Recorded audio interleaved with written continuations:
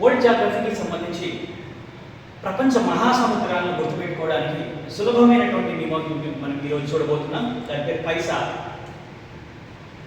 ప్రపంచ మహాసముద్రాల గురించి మనము ఆర్డర్ అంటే వాటి విస్తీర్ణం ఆధారంగా పెద్దదాని నుంచి చిన్నదాని వరకు ఈ క్రమంలో మనము పైసా అనేటటువంటి నియమం ద్వారా గుర్తుపెట్టుకోవచ్చు.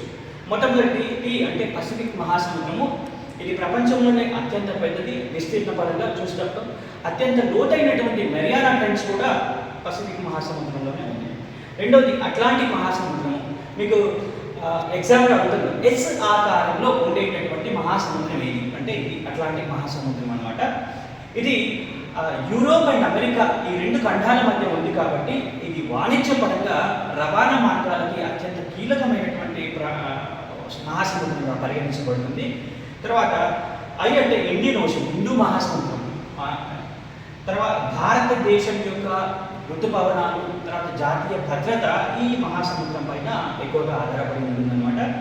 తర్వాత ఎస్ అంటే సౌతర్న్ ఓషన్, అంటే దక్షిణ మహాసముద్రం అంటారు. మనకు సులభంగా గుర్తుపెట్టుకోవడం అంటే మన వ్యావహారిక భాషలో అయితే అంటార్కిటిక్ మహాసముద్రంగా మనం పిలుస్తూ ఉంటాం అనమాట.